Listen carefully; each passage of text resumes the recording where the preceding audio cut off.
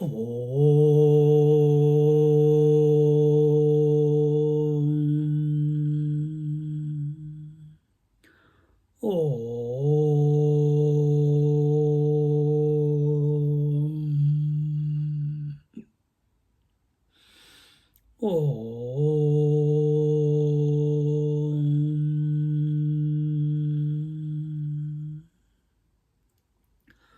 Gurur Brahma, Gurur Vishnu, Gurur Devo Maheshwaraha, Guru Sakshat Param Brahma, Tasmai Shri Gurave Namaha. Tasmai Shri Gurave Namaha.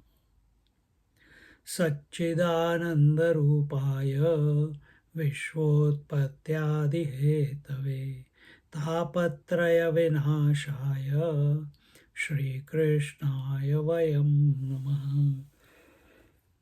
Shri Krishnaya Vayam Namaha.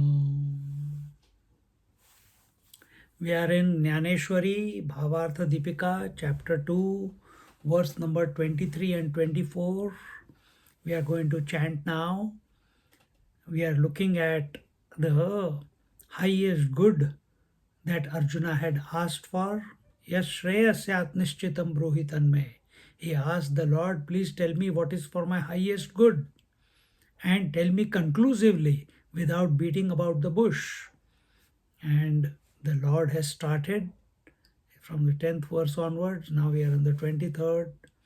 Nainam chindanti shastrani, nainam chindanti shastrani, nainam dahati pavakaha, nainam dahati pavakaha, nachainam kledayantyapo, nachainam kledayantyapo, nashoshayati marutaha, nashoshayati marutaha. Together, nainam chindanti shastrani, nainam dahati pavakaha, nachainam kledayantyapo, nashoshayati marutaha. Now the 24th verse also. Achedyoyamadahyoyam, achedyoyamadahyoyam, akledyo shoshya evacha, akledyo shoshya evacha, nitya sarvagatasthānuhu, nitya sarvagatasthānuhu, achaloyam sanatanaha, achaloyam sanatanaha. Together. Achedyoyamadahyoyam, akledyo shoshya evacha, nitya sarvagatasthānuhu, achaloyam sanatanaha. Dnyaneshwari Maharaj says, Nainam chindanti shastrani, weapons do not cleave him, nor does fire burn him. Water does not wet him, nor does wind parch him. Then achedyoyam adayoyam akledyo ashoshe evacha. That's the 24th verse. He cannot be cut, burnt, or made wet or dry. He is eternal, all-pervading, stable, unmoving, and constant. This is what the atma is. That is what we are looking at. In the previous verse, we saw that it is neither the karta nor can it do any karma. And now that atma and there in the 22nd verse it was told that it keeps it is a continuous principle, and just like a person casts off his clothes and takes on new ones, similarly the atma discards the old body and enters into the new one. Then and what is this atma? Here it is told, Jnaneshwari Maharaj says in his Bhavartha Deepika, Ha anadi nitya siddhu nirupadhi vishuddhu manauni shastradi ki chedhu na ghade yaya. Ha pralayodake naplave agnidaho na sambhave eta mahashoshu na prabhave marutaca. Arjunaha nityu achaluha shashvatu sarvatra sadoditu paripurnuha. Here he says that, see, the topic that is under discussion here is Paramatma Tattva. And what is this Paramatma Tattva or the Atma Tattva? It is that Nainam Chindanti Shastrani Nainam Dahati Pavaka. Nainam Chindanti Shastrani. It says to him, the swords cannot destroy and destroy the self. And why they cannot destroy? The Shastra cannot destroy because the self does not have any limbs. It is independent, it is Swatantra. So first, before we go ahead, we have to know what is the difference between Shastra and Astra. Shastra is kept in hand to kill, example sword, etc. And Astra is that which is thrown to kill, like a spear, like a missile, like an arrow, etc. Also, when we understand this now, that here the word used was Shastra, that means with the sword, etc., gada, mace, you cannot kill. Also, then Nainam Dahati Pavakaha. Pavakaha is the fire, Dahati is to burn. Na enam Dahati Pavaka. And this Atma cannot reduce, this fire cannot reduce Atma to ashes. Then na chainam kledayantyapaha. Apaha is water, and waters cannot wet or putrefy the Atma. And then na shoshayati marutaha. Maruta is the air. So how does air destroy something? By dehydrating it. So when you dry your clothes outside on a sunny day, on a windy day it is faster drying than the sunny day. So here air destroys by dehydration, but it cannot destroy Atma because it has got no form, therefore it cannot destroy it. And in this way, now the 24th verse, achedyoyam adayyoyam akledyo ashosya evacha nitya sarvagata sthanuhu achaloyam sanatanaha.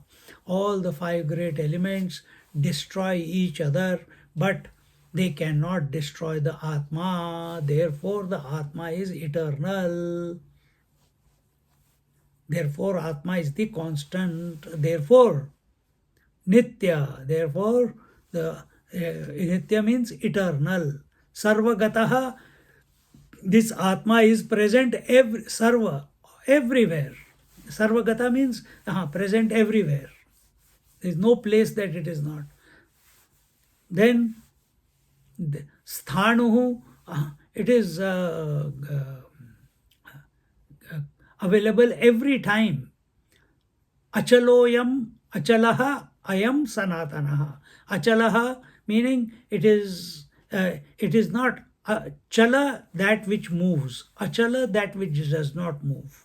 So what does it mean? That it is not changing, and therefore it is firm, and therefore and because it is firm, it doesn't undergo any changes. Therefore, sanatanaha, sanatana dharma, that which is very ancient, that which is very ancient, that which cannot be destroyed by the five elements, that is self-existing. It is not there because we can think. It is not there because we see a Lord in the temple. It is not there because of the scriptures. It is not there because of anything. It is self-existing. Everything else is because of it. Then why are we studying Bhagavad Gita? Because if we have to think, if we have a mind and we have not been able to realize this highest good, through Arjuna, the Lord is trying to teach us also. And in this way, Achedyoyam adahyoyam akledyo shosya eva cha nitya sarvagadasthanuh achaloyam sanatanaha. This atma tattva, this self, was in the previous verse, in the 22nd verse, it was established as na jayate na mriyate va kadachit.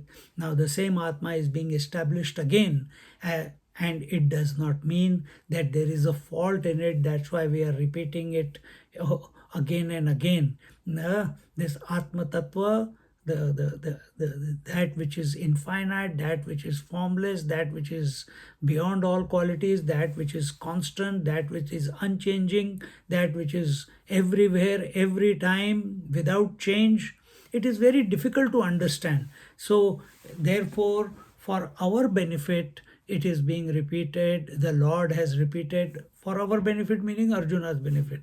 Arjuna repeated in different words in front of the seeker. Arjuna here is a seeker because he said, Shishyasteham shadhimam tvam prapannam. So we also, when we approach Dnyaneshwari or Bhagavad Gita, or the words of the Dnyaneshwar Maharaj in Bhavartha Deepika, his commentary on the Bhagavad Gita, we must come as a disciple plus as a devotee.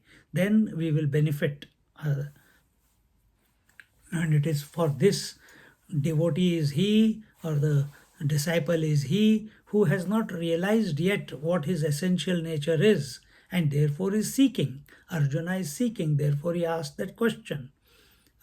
Karpanya doshopahata swabhava prichhami tvam dharma sammudha cheda yat shreya syat nishchitam bruhitan me shishyasteham shadhimam tvam prapannam. And that's why this Atma Tattva topic from different angles is repeated in front of a seeker, thinking how a sansari will be able to discover their self. We are so much caught up in the world, we are so much caught up in the relationships, we are so much caught up in the past and future, and we are so much caught up in the relationships and positions. So how can such a person be benefited? That is the view. The view is not to make you feel, oh my God, it is so difficult, I can never do it. No. It is repeated again and again so that the person who is caught up, who is entangled in the samsara, is able to discover the self that they essentially are. So only with this concern that the Lord is repeating it again and again, and this is the only way that the sansar can be destroyed. Sansar can be destroyed does not mean that the whole world has to be killed. But then what has to be done? Sansar destroyed is where we are unaffected, uninfluenced, not a slave of the samsara.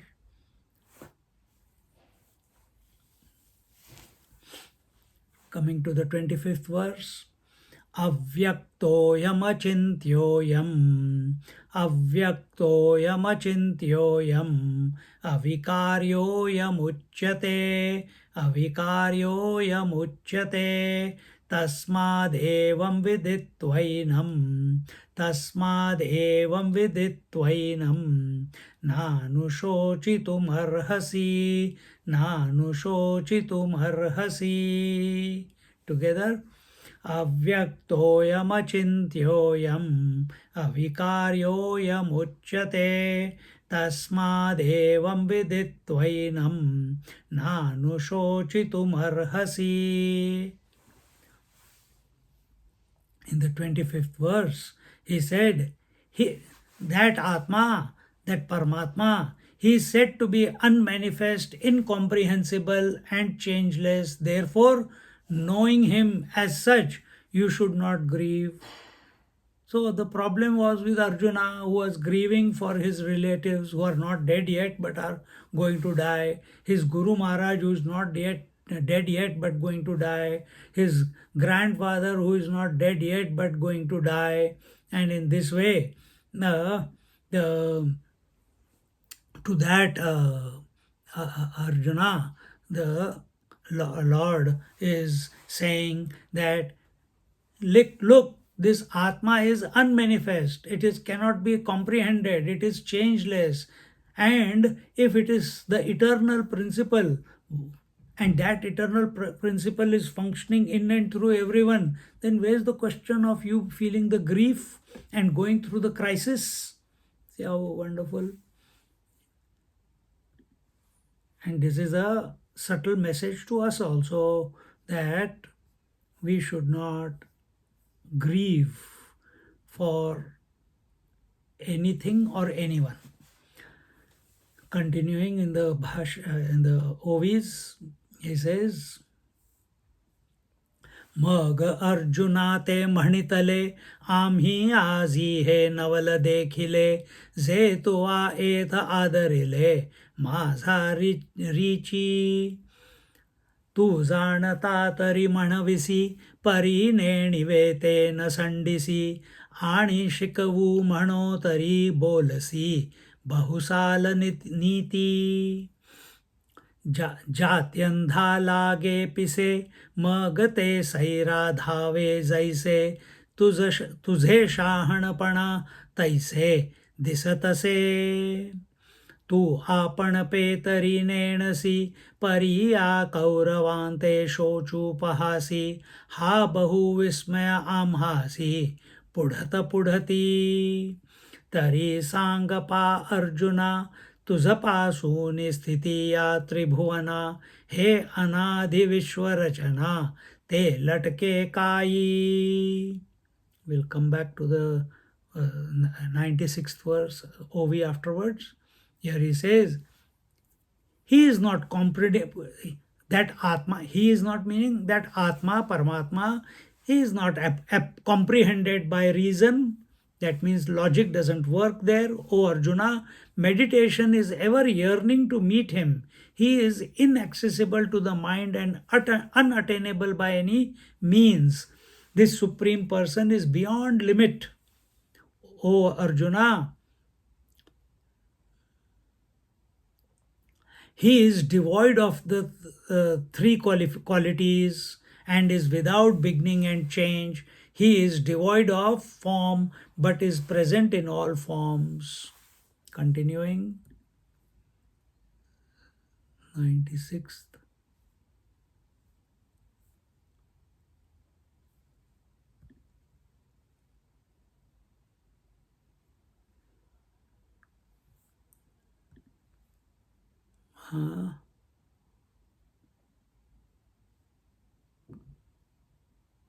Correct, na?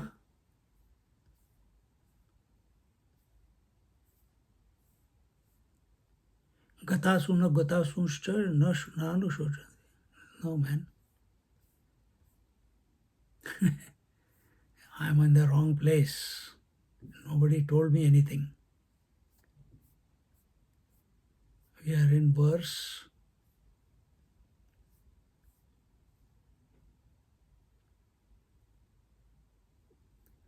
verse 25, Swami. 25, that's what. Nobody said anything. My page automatically shifted somewhere else. And I'm wondering where it went. Sorry. So cancel the previous one. So we are doing this 25th verse, no? The OVs were wrong, which I chanted. So here, हा तर्काचिये दिठी गोचरनो हे किरीटी ध्यान याचिये भेटी उत्कंठा वाहे हा सदा दुर्लभुमना आपुनो हे साधना निस्सीमू हा अर्जुना पुरुषोत्तमू हा गुणत्रय रहितु अनादि अविकृतु व्यक्तिसी अतीतु सर्वरूप अर्जुना ऐसा हा जाणावा सकळात्मको देखावा मग सहजे शोकू आघवा हरेल तुझा. And therefore he is saying, as we read, he is devoid of the three qualities and is without beginning and change and is devoid of form but present in all forms. In this way, O Arjuna, He is the inner controller of all beings. He is the inner controller of all beings. Who? That Paramatma. When you realize this, you will become free from sorrow. As long as we maintain our individuality, joys and sorrows is the norm. The only way to have continuous, permanent, unadulterated bliss, happiness, is to realize that you are the Atma, and this is how it is. That Paramatma, he is the. This is only a suggestion to us through Arjuna, that all these verses are suggestions. Recognize this about yourself, that it is that Paramatma who is expressing as the inner controller through all the beings, all the bodies of plants, animals, insects, reptiles, trees, human beings, gods, asuras, everyone, all types of sentient and insentient beings. And in this way, when you realize this, you will become free from all sorrow. Remember, Panchadashi talks about that shoka nivritti nirankusha tripti. Shoka, sorrows.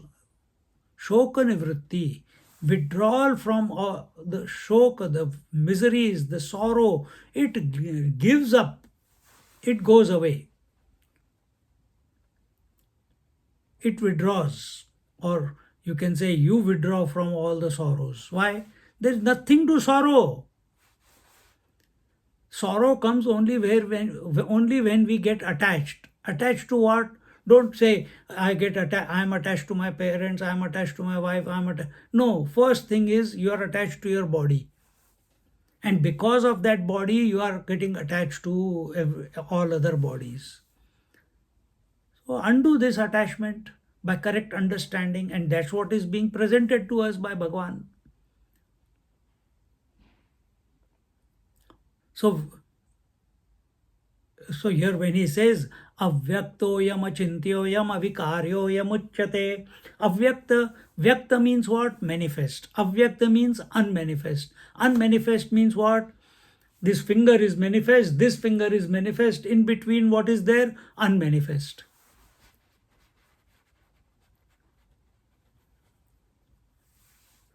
So that which is not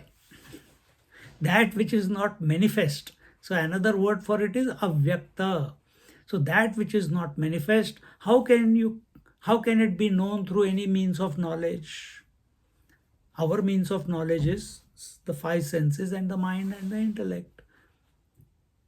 That and all these faculties, they can function only with what is there to be known.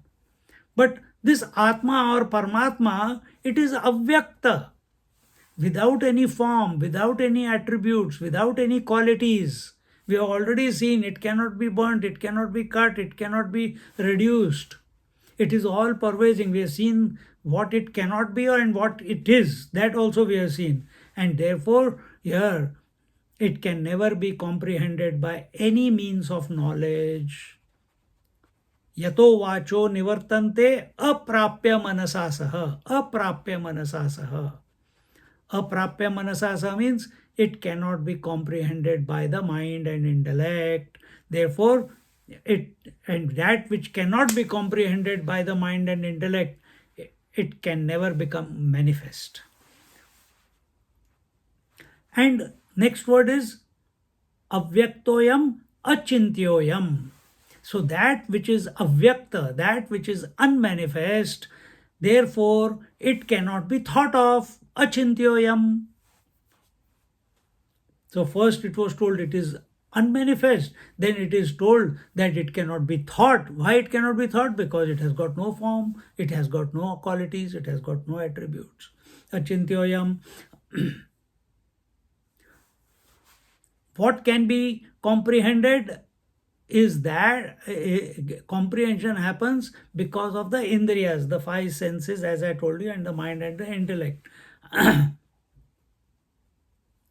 and don't think that the the the atma has become the world, like the milk has become the curds. Don't think like that. Then atma is like space, it is without any limbs, it is everywhere equally. Therefore, just like space does not go undergo any modification, similarly atma also does not undergo any modifications. And this way you recognize and contemplate on atma. And when you contemplate on the atma or paramatma in this manner, as we have mentioned in last few verses, then you cannot be miserable, you cannot have a crisis in your life, you will not have a miserable disposition, because that's what Arjuna is going through at the moment. That's what we go through if things don't go according to our wishes, if people who are near and dear to us pass away, if people who are in our life are not well for any reason, or there is an accident, or and many other if bosses are not very kind and encouraging, or employees don't listen, etc., etc., etc. All this leads to crisis. We come across many such cases. Say, the phone calls come. Sometimes people come here in person.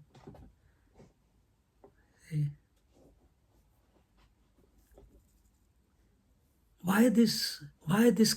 Why do we invite crisis in our life? Because of our improper thinking. Then how should we think? In this manner. Come to the basics. This is the first chapter on knowledge, Sankhya Yoga. Remember, first chapter was only crisis. No solutions were given. And the first solution that is given here is rise above everything, accept yourself to be the Atma. Understand this Atma alone is the inner controller in everyone, including you. And the body is not to be worried about. What, see, you can go through each verse all over again, and therefore Arjuna's misery was that he is the doer, and the enemy was the one on whom his actions were falling. So what is our understanding? I am doing the work, I am doing the project, I have to be successful, I have to pass the exams, I am giving the lecture, I am listening to the lecture, I am understanding, I am not understanding. Get out of all this. I am, I am, I am, I am. If you have understood till now, then know that everything is happening as it should. The instruments, the faculties, the body, breath, mind, intellect, they are functioning the way they are supposed to function. Why you get entangled in it? Why you get identified with it? Why you take these body, breath, mind, intellect to be real and suffer on account of that by taking it real? Just accept they are the way they are. Every person is different. And the point that is being brought out till this verse 25 is Atma is not the karta, Atma is not the doer. So if it is not the doer, it does not do the karma. Karma means I am doing it, means I am giving the lecture, means I am hearing and understanding.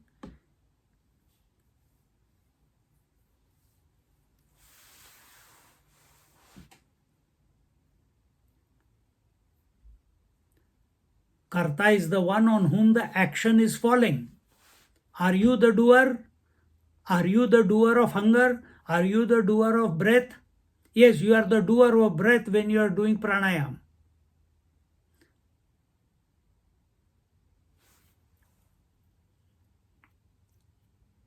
Are you the doer of sleep? Are you the doer of headache? Are you the doer of evacuation? Are you the doer of growing old? Stupid thinking.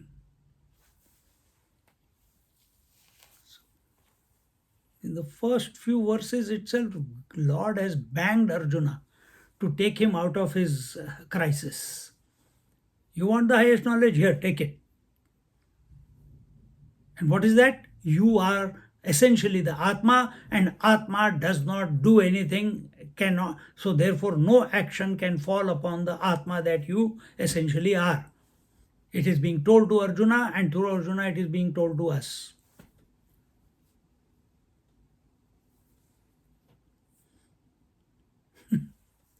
See, these are the foundations. First chapter, Sankhya Yoga.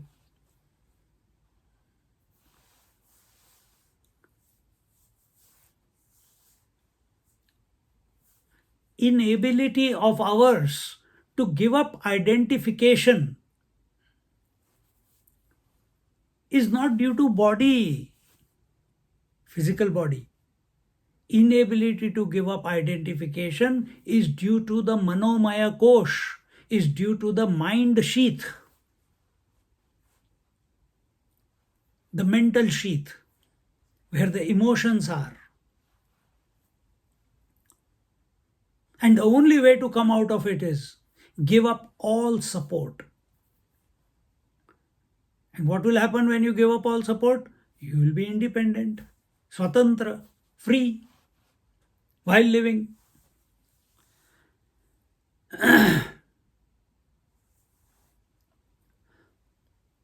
So till here, what we have seen from the 10th verse till here, or for last few verses, is Atma is not the karta, and it is not the doer, and we have to recognize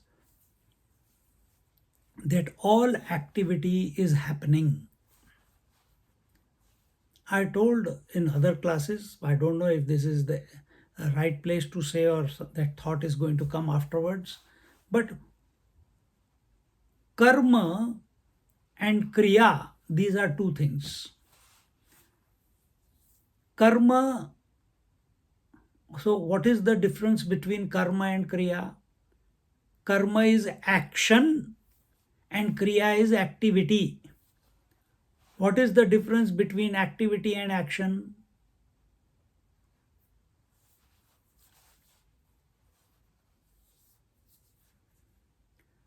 Activity can happen in your mind as well. Okay. Doesn't have to be an actual action, it just has to be a thought. So Action is with ownership and activity without ownership. So the blinking is happening for last, so I was just the thought went there. Blinking is happening. Activity. Now I am with ownership, with taking control, I am closing my eyes and opening my eyes. Closing my eyes and opening my eyes. This is action. Breathing is happening. Activity. I take ownership of breath, called pranayam. Then it is action. Body is moving. Activity. I take ownership of the movement of the body. Then I go to the gym, or I do the yoga. Then I am the doer. So activity, the doer is absent, and when the doer plus activity comes together, then that activity is called as action. And what is the difference between these two? Action is binding, activity is not binding. In what way? I think this topic will come afterwards, but we'll say it. Activity also gives you kriyafal. It will give you a result. Action also will give you a result. But action, because it was done with doership, it will give you a result which will remain as a memory, as an impression in your mind. But when activity is going on, action is done. Difference. Activity is going on and some result is accrued. That result born out of the activity is not binding because there is no doer there. See? So breathing activity is going on. No, what is the result? Life is happening. Life is able to express. Mind is able to think.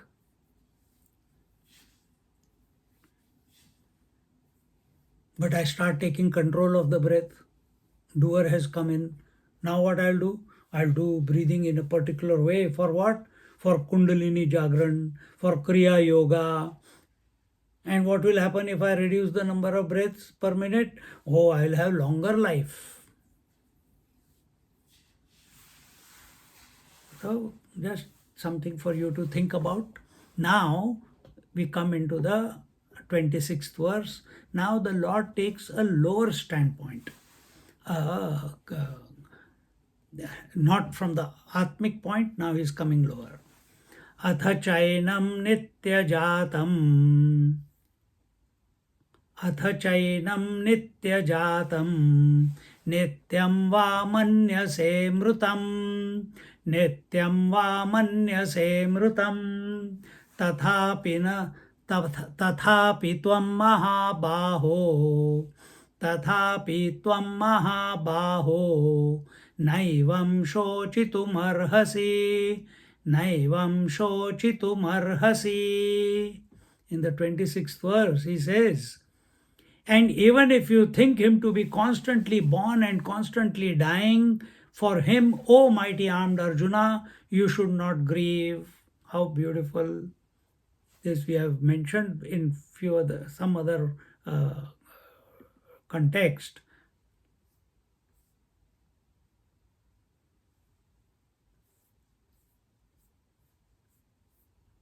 Why it's going again and again to verse 11? Atha chainam nitya jatam. Nityam va manyase mritam tathapi tvam mahabaho naivam shochitum arhasi. That was the one, no? So what does it say? It says,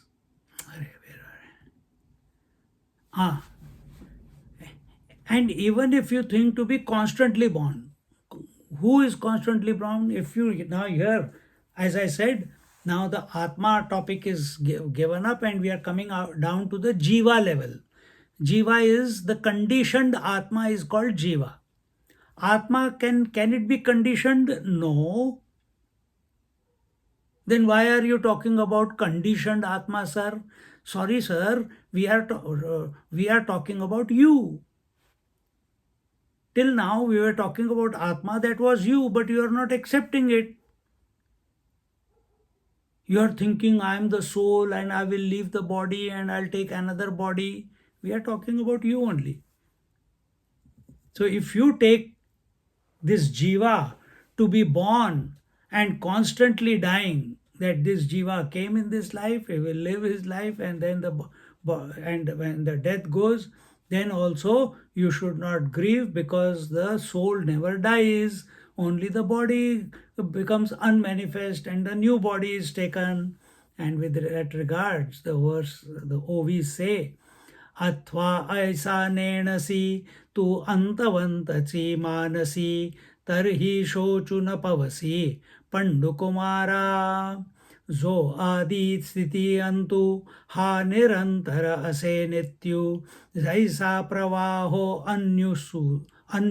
anusyutu ganga jalacha ते आदि नाही खंडले समुद्री तरी असे मीनले आणि जातची मध्ये उरले दिसे जैसे इहे तिन्ही तया परी सरसींच सदा अवधारी भूतासी कवणी अवसरी ठाकतीना म्हणूनी हे आघवे एथ तुझ न लगे शोचावे जे स्थितीची हे स्वभावे अनादि ऐसी ना तरी हे अर्जुना नयेची तुझी या मना जे देखो निलोकू अधीना जन्मक्षया तरी एथ काही तुझ शोकासी कारण नाही हे जन्म मृत्यू पाही अपरिहर.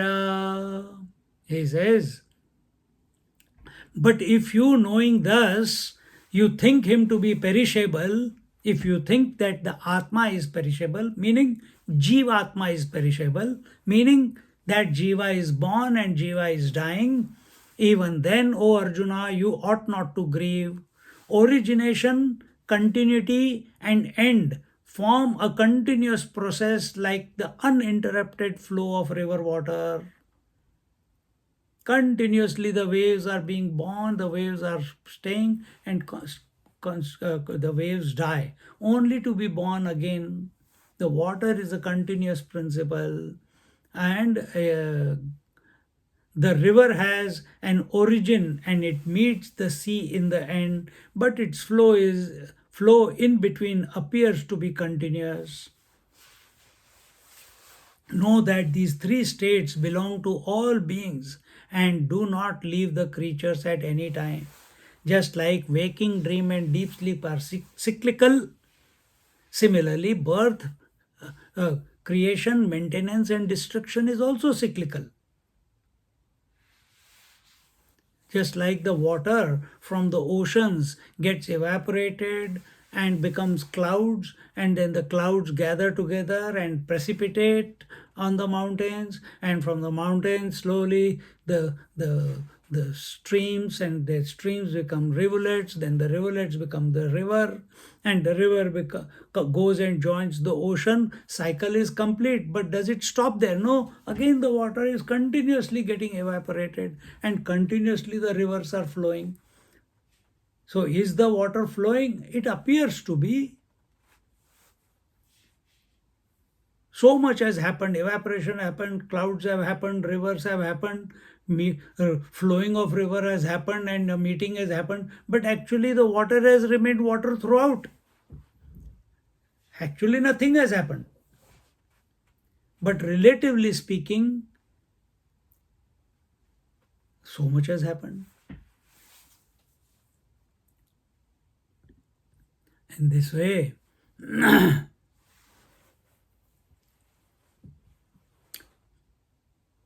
so, O Arjuna, if you take this Atma to be Jivatma, then also you cannot justify to be miserable. So, let's think in another way that according to popular belief, whatever we get in this life is due to the prarabdha, is due to destiny. What does destiny mean? That you did some karmas and they are in the bank vault called the Sanchit karma. Out of those Sanchit karma in your bank vault, in your merit bank, from there some karmas manifested as this life, and those karmas which have manifested are called as prarabdha karma. So which means before prarabdha or before the destiny has clicked in, you are there. So where is the question of being miserable? And now you are doing actions, and if you are doing actions, again you will collect some more impressions, and either you will suffer, or there will be raga, dvesh, likes, dislikes, or joy, which will lead to joys and sorrows, and they will become the impressions or for the next life. And this way also, if we look at it, the Jivatma does not die. Because you were there before, therefore you had got prarabdha, you did karma in the past life, so you are facing your destiny in this life with this body, etc. And now also you are doing certain actions, actions. We didn't say activity. You are doing actions because you are identified with the body. Again, you are collecting impressions, and these, at the time, everything that comes into existence will go out of existence. That is called death. After that, again, some of these impressions will start manifesting. So you will come back again in some other body. So before also you were there as a Jivatma, now also you are a Jivatma, conditioned consciousness, and in next life also you will be there. So where's the question of death? So there's nothing to grieve. अरे ऐसे तो मैंने कभी सोचा ही नहीं. So therefore Arjuna, even if you accept Atma to be Jivatma, that is another word for Jivatma is soul. SOLE नहीं, जूते के नीचे वाला. Soul is SOUL. So what is soul? Atma plus memories is equal to soul. Soul, mind with no memories is called Atma. Therefore, you cannot justify the being miserable.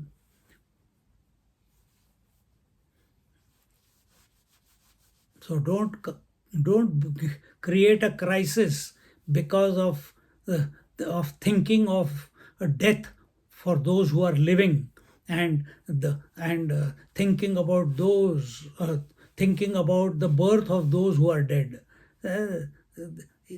You cannot just, no place for you to cry, man. Get out of it. This is going to continue to go on. Anyone who is dead will become alive, and those who are alive will become dead. Nothing to complain, nothing to create a crisis about it.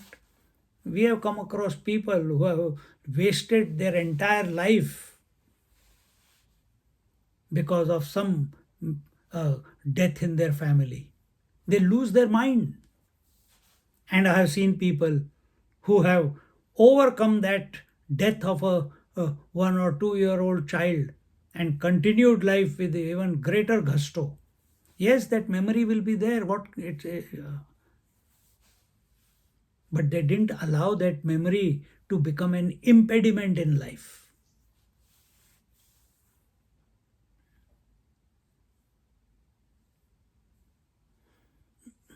This being so, in the 27th verse, Jatasya hi dhruvo mrityuhu, Jatasya hi dhruvo mrityuhu, dhruvam janma mrutasya cha, dhruvam janma mrutasya cha, tasmad apariharyerthe, tasmad apariharyerthe, na tvam shochitum arhasi, na tvam shochitum arhasi.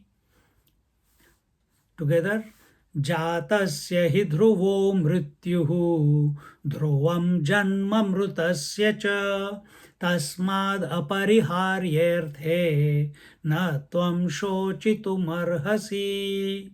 In the 27th verse, he says, the Lord says,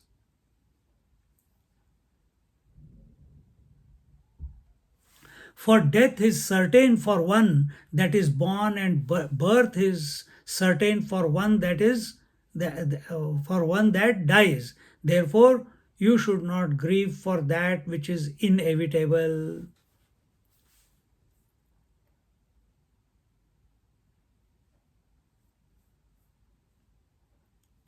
So what does he say there?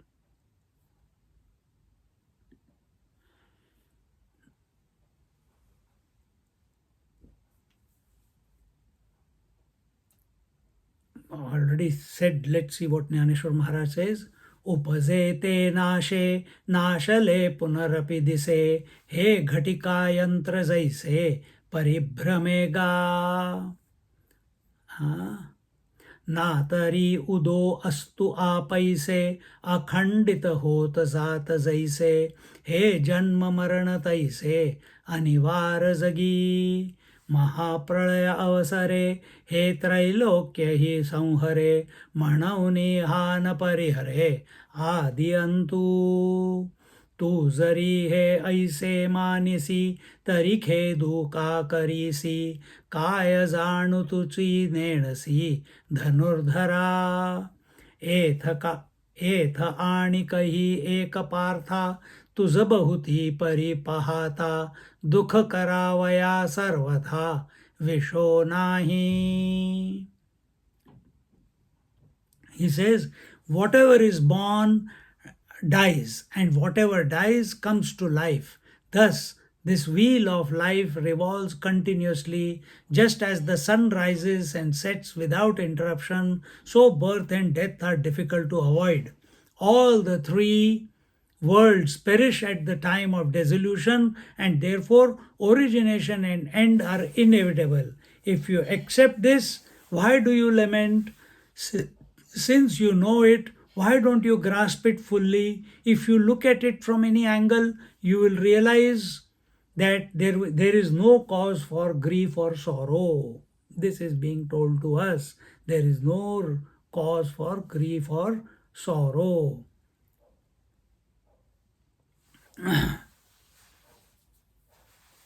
So there is no point in getting disturbed on account of any individual in this world. No point. ये तो in Hindi there is a proverb, आ बैल मुझे मार.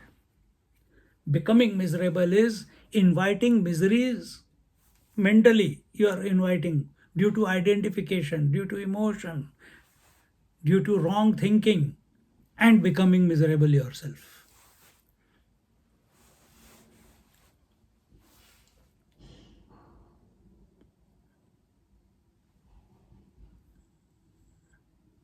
See,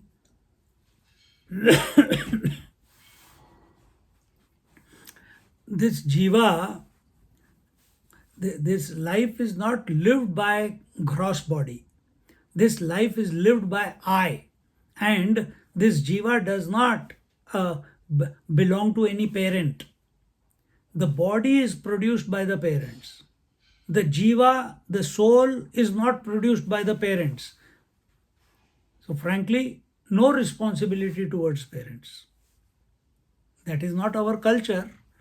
At a very, very for whom is this rule that you have responsibility towards your parents? Those who are thinking they are the body, they must take care.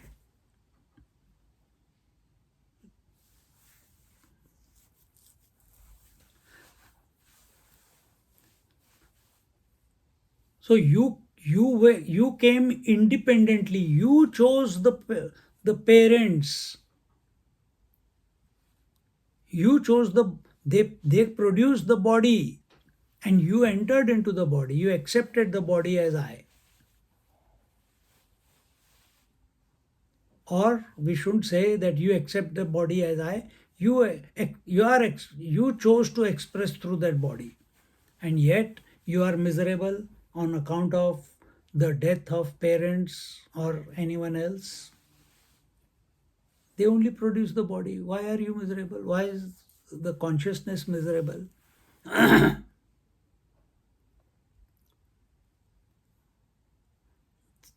So why also we should not become miserable?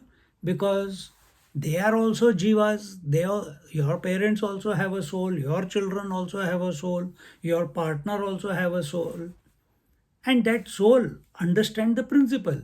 That soul, it came into existence when their parents produced the child.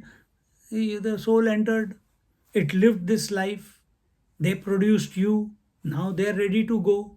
Let them go. They will come back again in some body.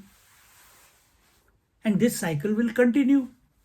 Example taken was the sunrise and sunset. So the rule is, so again, if everywhere you see around, so much death is happening. Plants are dying, animals are dying, mosquitoes are dying. You take this Baygon spray, bzzz, and the hundreds of ants die. Spiders you kill, rats you kill by giving rat poison. As you are breathing in, so many bacteria are dying. Then you don't become miserable. But you become miserable on account of those who you have accepted in the definition of I. So understand once and for all what this birth, death, birth chain can never be changed. And the word for that, and therefore you should not justify your misery. This continuous change which cannot, chain of birth, death, birth which cannot be changed is called apariharyarthe. Apariharya. Arthe. Apariharya. Accepted. As Dnyaneshwari Maharaj says, it is inevitable. It is going to happen. So there is no reason for you to cry, my dear. 28th verse.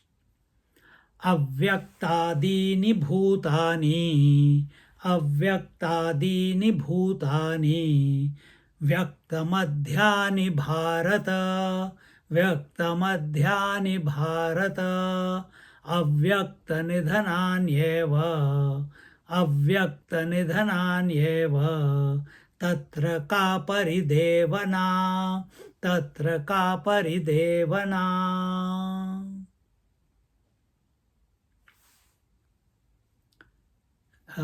Altogether, avyaktadini bhutani, vyaktamadhyani bharata, avyaktanidhananyeva, tatra ka paridevana. He says, beings are unmanifest in their beginnings, they become manifest in the middle, O Bharata, and they become unmanifest after death. So why you grieve over them? Is there anyone in this creation that has come into this creation and not gone through this process of it was unmanifest before, now they are manifest, and again they will become unmanifest? And if you can see this principle everywhere, then where is the question of grieving? Where is the question of sorrow?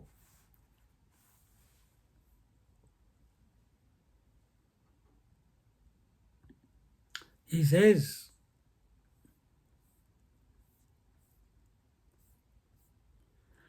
ये समस्ते ये भूते जन्मादि अमृते जन्म आदि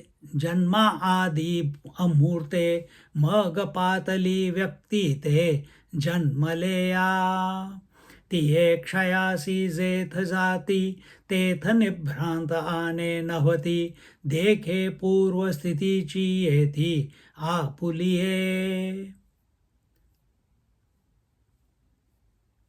ये रमध्ये जे प्रतिभासे ते निद्रिता स्वप्न जैसे तैसा आकारोहा मायवशे तत्स्वरूपी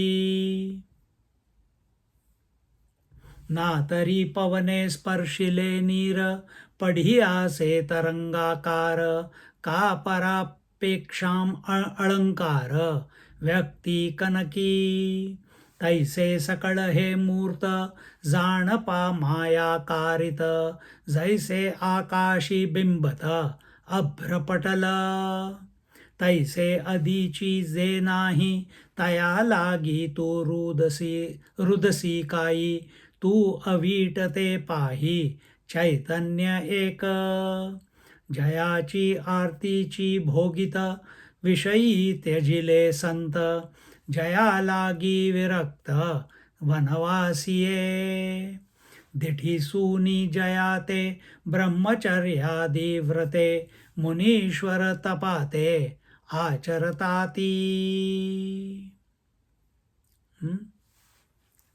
All these creatures were formless before birth. They come to possess form only after they are born. This is our observation, huh?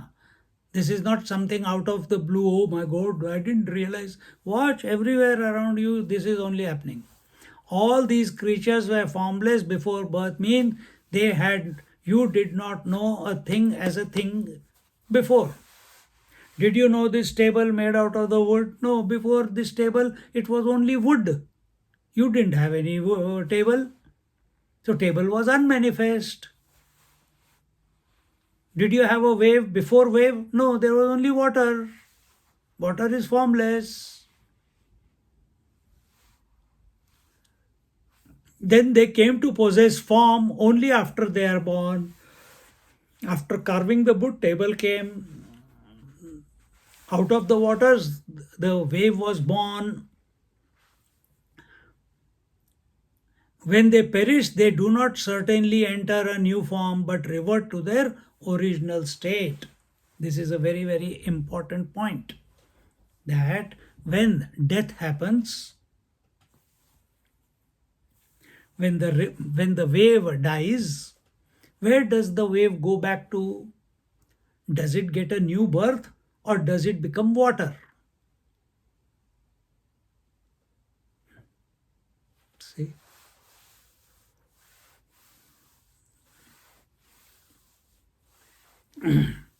When the ornament is melted, does it go to a new ornament or it goes back to the gold? It was gold before, it got a name and form, got an ornament. Now its usefulness is over, it is melted. Where does it go back? It doesn't take a new form. Eventually it will take, if the goldsmith wants to. But it goes back to being the original. It goes but reverts to their original state. But whatever form is seen in between is like a dream. This is for not for the water's example or the wood example or the gold example. This is for you and me. Because we have a very fertile mind. The inert objects don't go through waking, dream and deep sleep. We go. And we take only the waking to be real. And what is that madhyastha? Madhyastha is the dream. And what is that dream? It is just unfulfilled desires, wishes in the waking, getting worked out in the dream, so that only when they are worked out and dissolved, the sleep can come. Because only in the sleep you can be rejuvenated. So here it is told that between the two, that means between the creation and what is that? When they are born, and certainly they do not certainly enter a new form, but revert to their original state. But whatever form is seen in between is like a dream. So this world is superimposition on reality due to Maya. Even as water torched by breeze takes the form of ripples, or gold worked by a goldsmith turns into ornaments, or the sky becomes covered by a layer of clouds, so also the creatures are products of Maya. Maya, now don't ask me question, what is Maya? Till now nobody has been able to answer. Then what is, then again the question, then what is Maya? Maya is that inexplicable, hypnotic, magical, mystical force which makes that one Paramatma appear as the many. It is that power which makes one man to believe he is a man, he is a husband, he is a son, and he is a father. Where do you see son, father, and husband? Nowhere. Only man is there, but he is imagining and he is becoming miserable on account of those roles.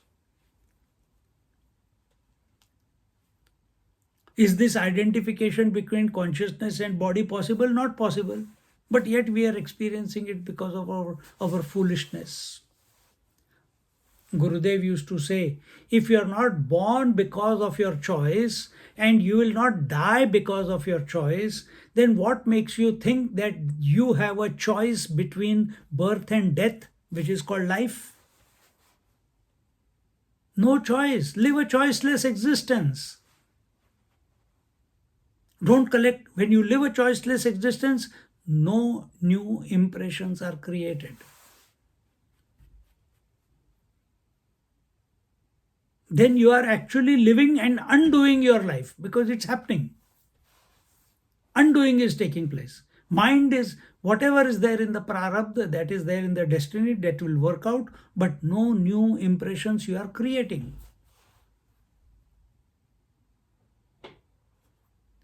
So that we don't create new impressions, various sadhanas are given.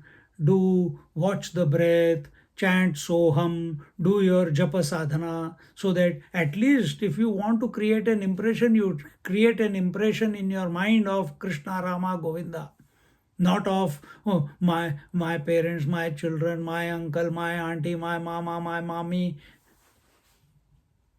my body, my regrets, my aspirations. All these are memories. What are we going to get by collecting these memories? Instead, replace all these memories with the name of the Lord, or contemplate or think in this manner as it is being told here, and be free. Recognize it's futile. By running after the world, you will never be able to catch the world.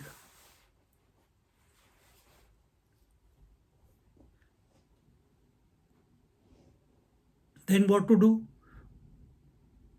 Understand this world is a cyclical phenomena, like day and night, like waking dream and deep sleep, by in breath and out breath. Nothing can be done about it. Just accept.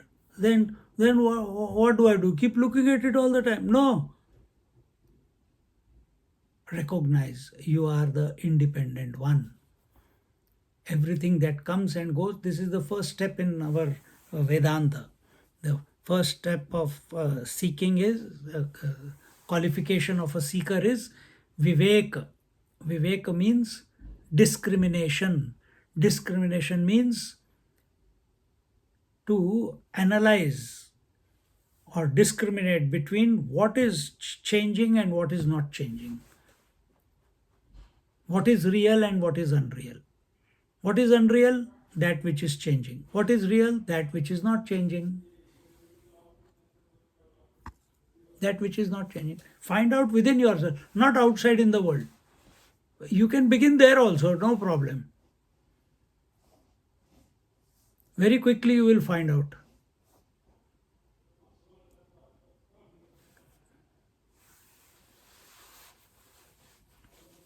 See?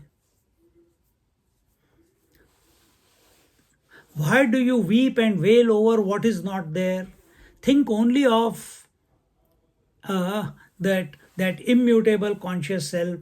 By yearning for it and experiencing it, the saints discard sense objects, permits, and on their part become indifferent to the worldly pleasures. And the great sages take the vow of chastity, etc., and practice austerities.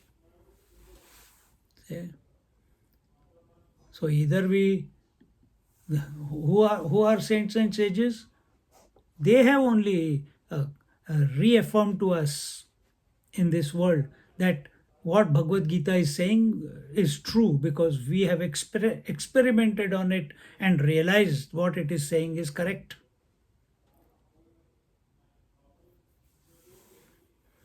So coming together of the cause is being talked about, that the all beings are unmanifest before creation, and what is the cause, and what is their action? It is the five elements, the five great elements.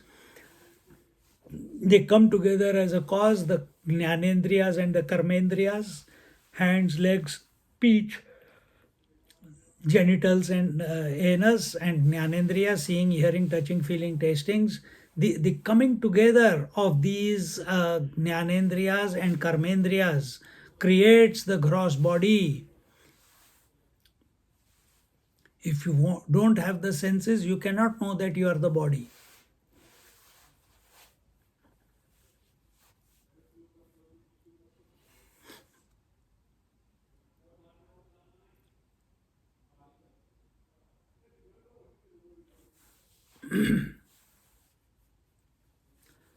So all the relatives, those who we know, they become unmanifest on death, and uh, this is being addressed to Bharata. And who is Bharata? Bha means light. Rata means to revel. The one who is reveling in light. Another word for light is knowledge. The one who is reveling in knowledge. And the Lord is calling Arjuna Bharata to invoke in him what his essential nature is, that he is the one who revels in knowledge and not a crybaby. So don't be a crybaby in your life. No complaints, no self-pity. Always come to this is the foundation of it. Make this a foundation of your life. And go through life and face whatever consequences come.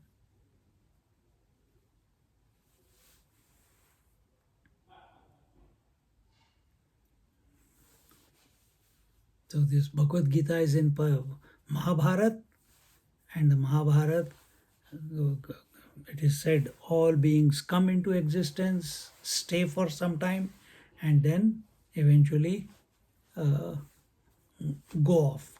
That is the truth about everyone. And the wise people don't cry. Then why are you crying, O Arjuna, O Bharata? For whom? For these useless people who came, who stayed, and who are going away. You are only crying for those with whom you have created relationship. You are not crying for so many other people in the world who are dying, the animals who are dying, the plants which are dying, the grass which you are trampling.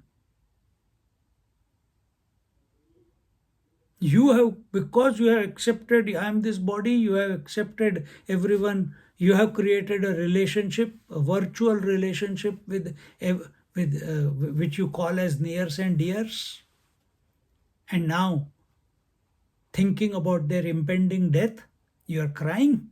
Stupid. Don't.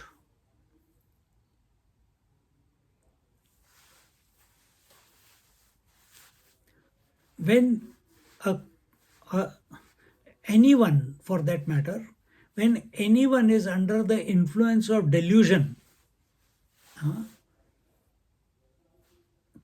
when complete knowledge is not there, incomplete knowledge is there. Incomplete knowledge is delusion. Then this is the normal response of everyone. That is, go into crisis, cry. Now the next topic begins, and that is how Atma is Durvigneya. This topic we'll take it in our next class. आश्चर्यवत् पश्यति कश्चिदेनम् आश्चर्यवत् पश्यति कश्चिदेनम् आश्चर्यवद्वदति तथैव चान्यः आश्चर्यवद्वदति तथैव चान्यः आश्चर्यवच्चैनमन्यः शृणोति आश्चर्यवच्चैनमन्यः शृणोति श्रुत्वाप्येनं वेद न चैव कश्चित् श्रुत्वाप्येनं वेद न चैव कश्चित्. Together. आश्चर्यवत् पश्यति कश्चिदेनम् आश्चर्यवद्वदति तथैव चान्यः आश्चर्यवच्चैनमन्यः शृणोति श्रुत्वाप्येनं वेद न चैव कश्चित्. In the 29th verse.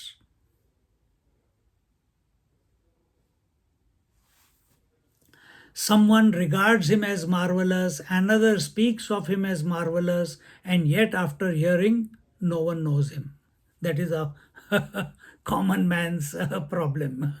That even after hearing one, no one knows him. Do we have time? Yeah, we can do this verse. एक अंतरी निश्चळ जे निहाळिता केवळ विसरले सकळ संसार जात एका गुणानुवादू करिता उपरती होऊन चित्ता निरवधी तल्लीनता निरंतर एक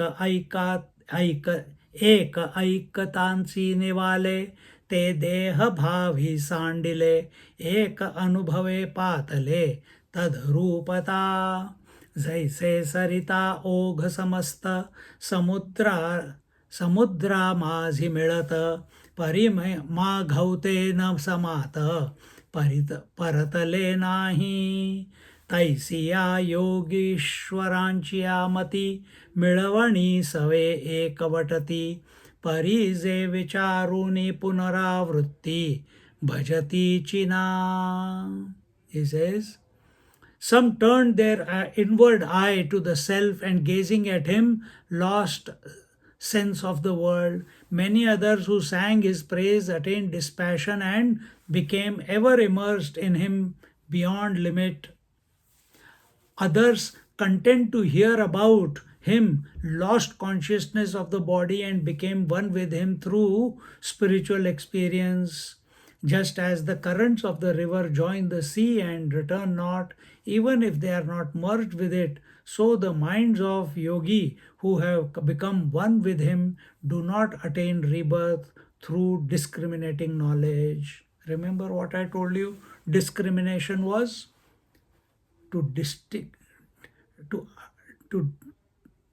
to discriminate or identify or assess or analyze what is real and what is unreal, what is constant and what is changing, what is finite and what is infinite. So here Dnyaneshwar Maharaj says, some turned their inward eye to the self. For some people it's very easy. Why? Prarabdha. If you want to say why some people it is so easy to sit in silence, we have to work so hard, some people take alcohol to make their mind quiet, some people take drugs to make their mind quiet every night. See? Why do we need to depend on anything? You are self-sufficient. All you have to do is shift your attention to the conscious principle, the unchanging principle.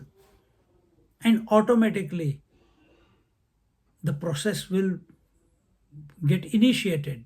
And some turned their inward eye to the self and gazing at him lost sense of the world.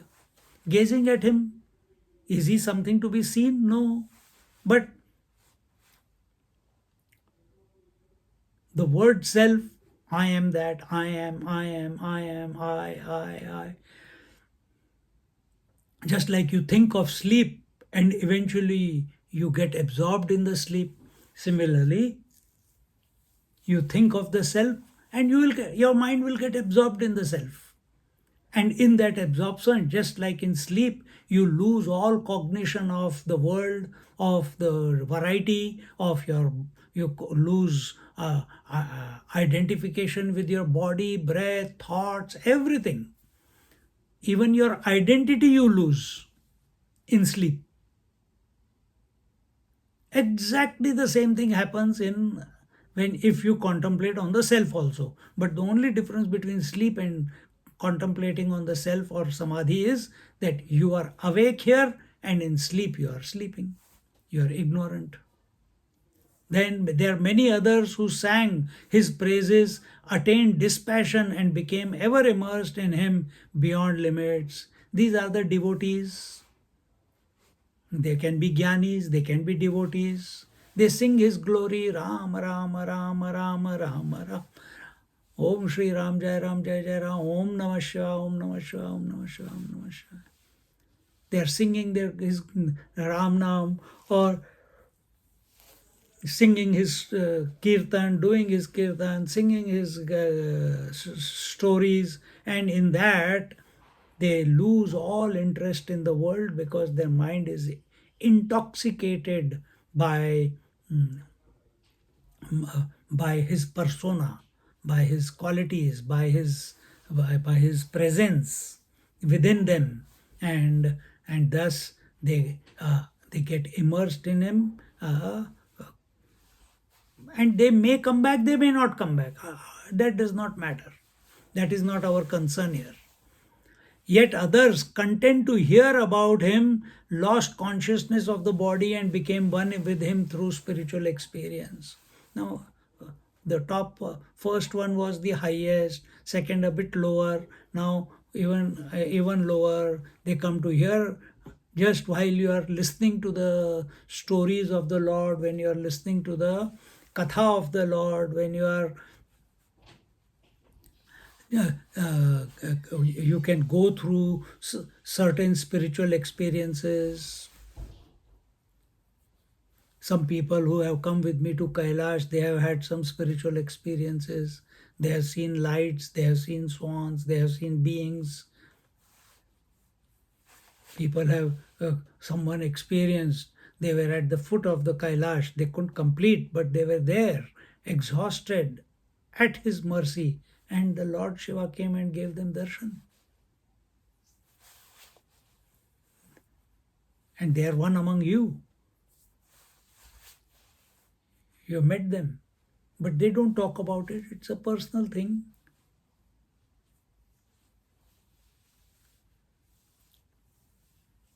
But it's a glimpse, it's a darshan.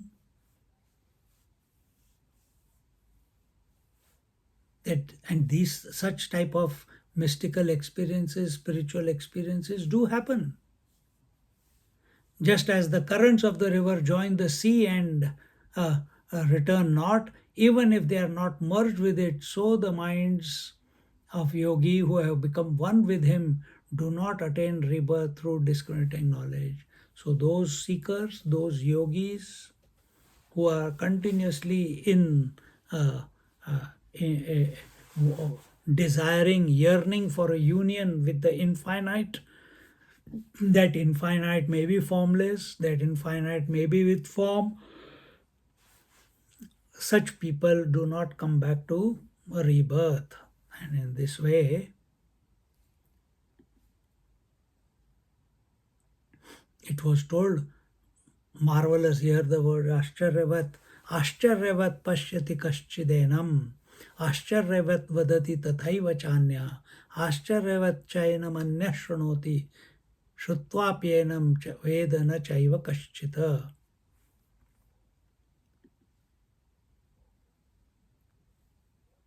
It says, we can also think that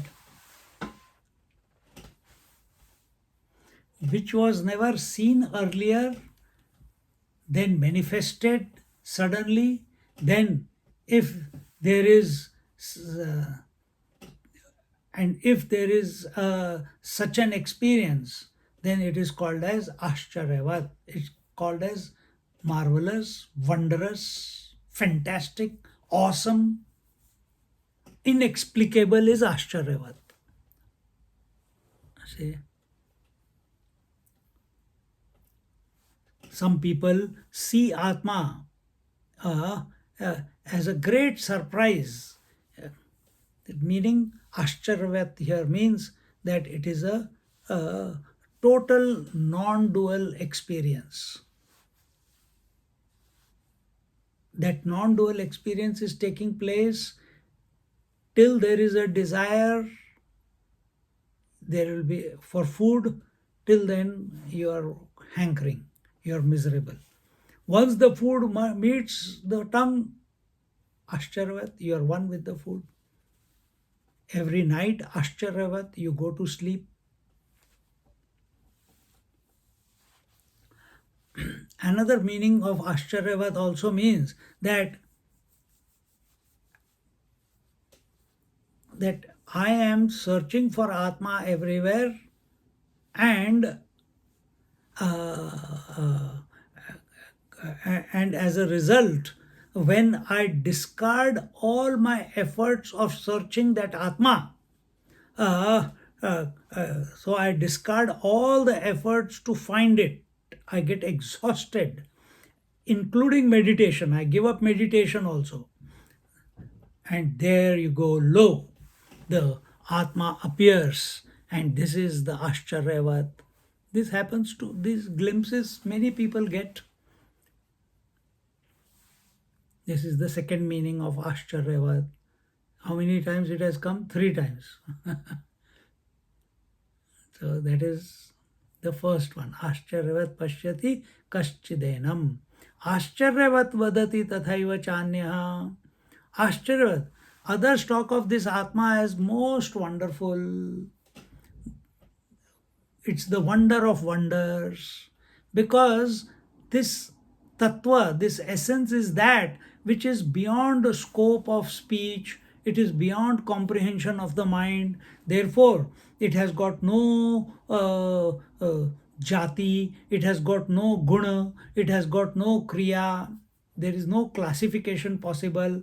It is beyond all tradition. It cannot have a relationship with anything because it is one without a second. And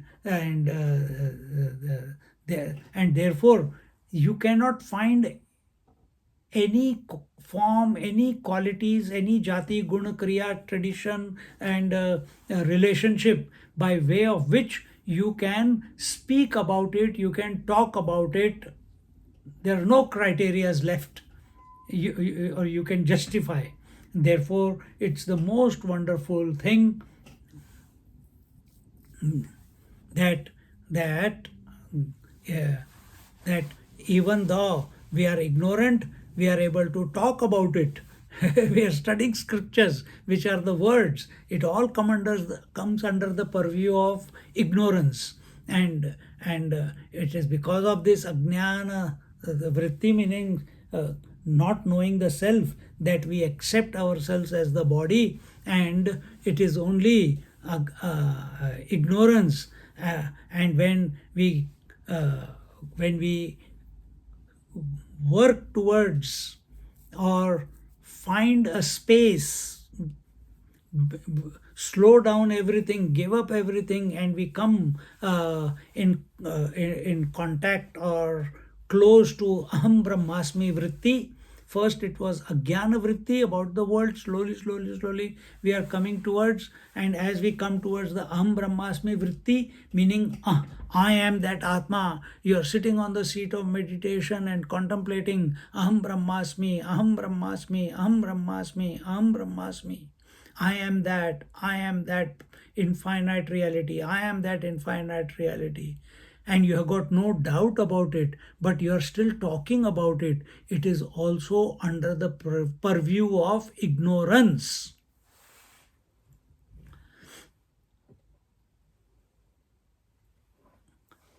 But when we are thinking about, the first one was, I am thinking that I am the body.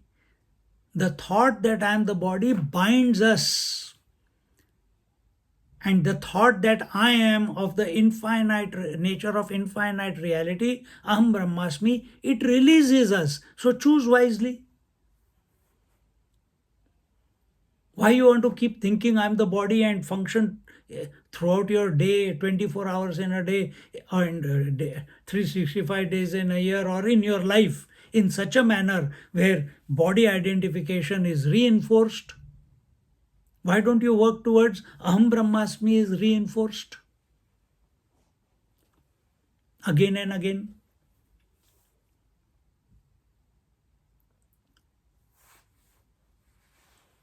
See? So you are replacing. So when you keep repeating aham brahmasmi, it releases us.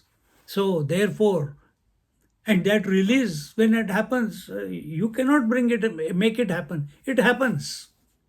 Just like hunger happens, sleep happens. Therefore, it is wonder of wonders. So when we accept ourselves to be the body, aham dehosmi.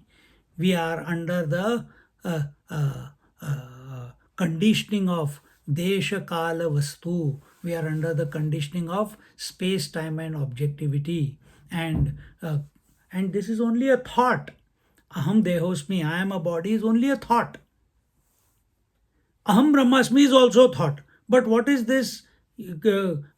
As long as we keep put efforts and keep thinking about it, eventually, what is this vritti? This is also thought. The aham, I am the body thought is crystallizing you into a particular form. Aham Brahmasmi thought is decrystallizing you to be one without a second, and takes you to Brahman. And therefore, what is Brahman? It is that Satchidanand Swarup Satyam Jnanam Anantam Brahma Yo Veda Nihitam Guhayam Parame Vyoman. So, are you are you living with lot of efforts being the body? I'm asking, think. Are you continuously thinking, aham dehosmi, I am the body, I am the body, I am the body, I am the body, I am the body, I am the body. Now I have to do this, now I have to do that, now I have to do this, I have to make. How many times do you think you are the body throughout the day? You have thought enough as a kid. Now it is effortless. You don't have to, I don't have to think now I have to move my hand like this. I don't have to think that I have to speak like this. It's happening. When aham brahmasmi becomes as effortless as I am the body thought, one becomes free. And this you will not know until you are free. And this is the Ashcharya. Ashcharyavat pashyati kaschidena.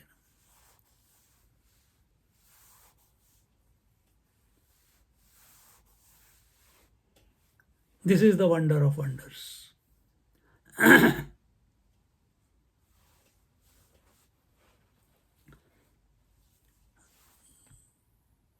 Ashcharyavat shrunoti. Isn't it a wonder of wonder that someone wants to know and hear of Atma from a teacher? Because whatever you hear is not the truth. It's second hand. And anything you talk is not the truth because it's only a bluff. Think. Huh? But there are people who are great, that they, after hearing, seeing, talking, saying, who even after they hear, even after they see, even after they talk about it, they do not recognize that Atma. Great are such people, wonder of wonders. Yet there are, before we talked about it positively, now I'm talking the other side. Therefore, Arjun, if you don't understand, if you don't understand, O Arjuna, it's nothing new. It's always been like this.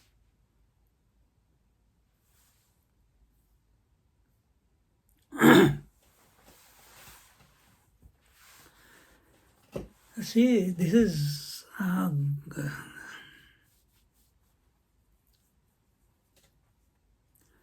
the person who recognizes the reality is one in a million. It's a very rare person. And even rarer is a person who's putting efforts towards it, towards this purpose. Therefore, it is Ashcharyavat. The whole world looks upon such young people, that young yogi, that young speaker,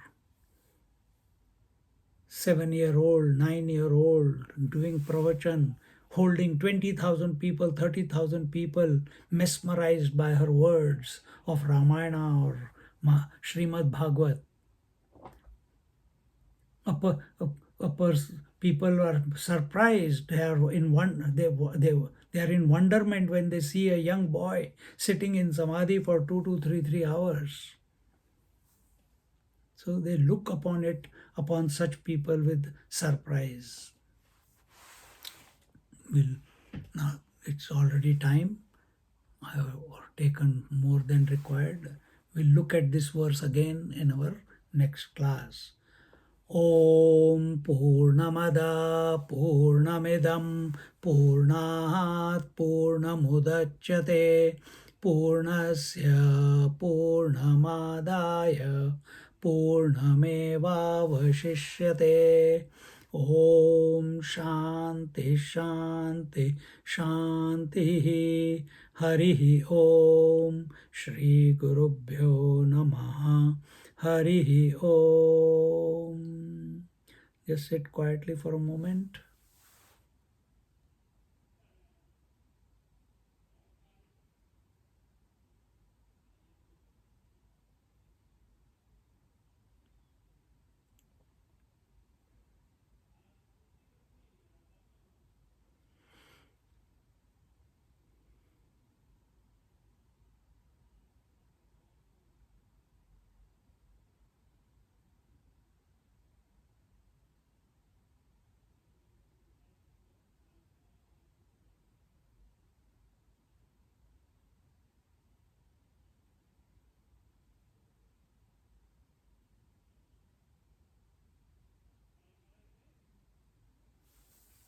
Hari Om.